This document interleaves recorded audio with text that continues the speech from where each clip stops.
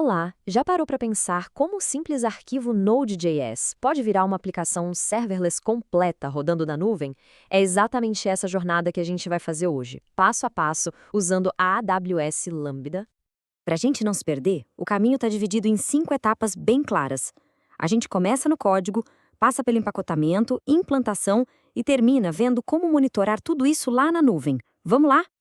Muito bem, vamos direto ao ponto. Toda função Lambda tem um coração, uma peça central. E essa peça é o handler. É aqui que tudo começa. Exato! O handler é o ponto de entrada oficial do código.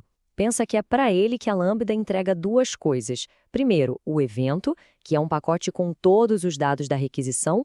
E segundo, o contexto, que traz informações sobre o ambiente de execução. E olha só que interessante. A forma de definir esse handler não é só um detalhe.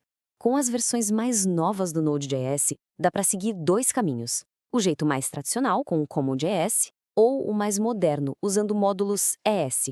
E como a gente vai ver, essa escolha pode poupar bastante dor de cabeça. E por falar em dor de cabeça, essa decisão sobre os módulos nos leva direto a um dos desafios mais clássicos do mundo serverless: lidar com código que não executa na hora, o famoso código assíncrono, bem na inicialização da função. Imagina o cenário. A função começa a rodar, mas uma tarefa super importante, tipo buscar uma configuração em outro serviço, ainda não terminou.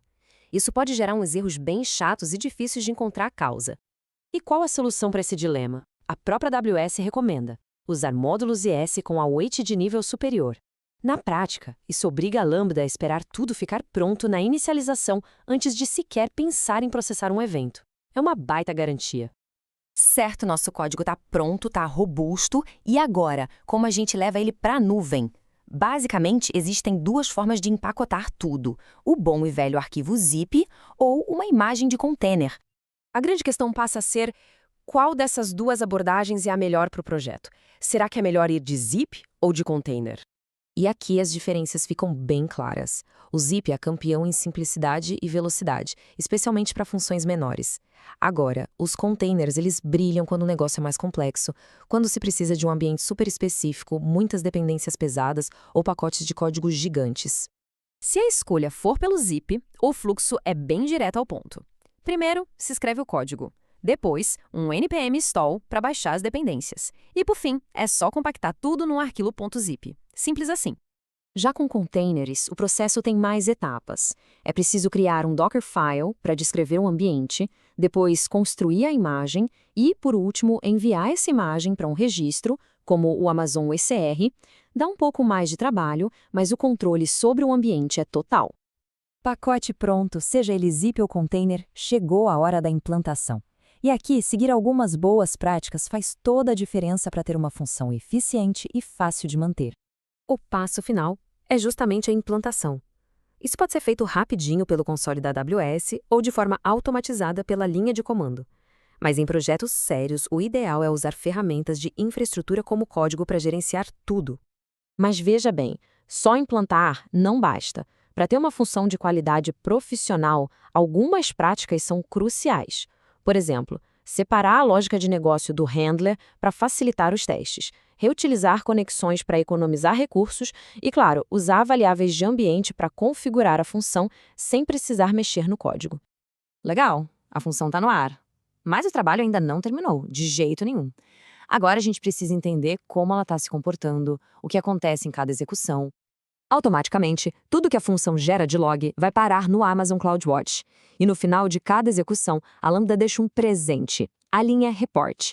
É um resumo perfeito com métricas vitais, como a duração, o uso de memória e até o tempo de inicialização, o famoso Cold Start. Só que em aplicações maiores, com vários serviços conversando entre si, só olhar os logs não é o suficiente.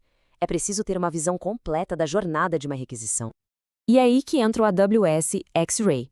Ele é fantástico. Ele cria um mapa visual, um gráfico de serviço que mostra exatamente como a função se conecta com outros serviços. Fica muito fácil de achar gargalos e problemas. E dá para ir mais fundo. Com o X-Ray, é possível analisar uma requisição específica e ver uma linha do tempo detalhada.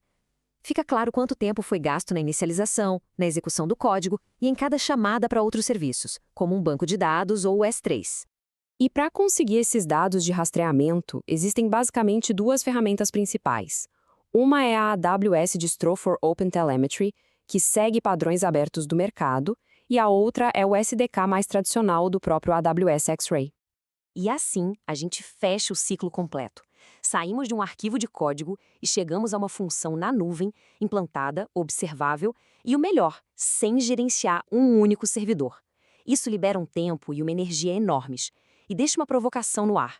Com toda essa liberdade, o que de incrível dá para construir agora?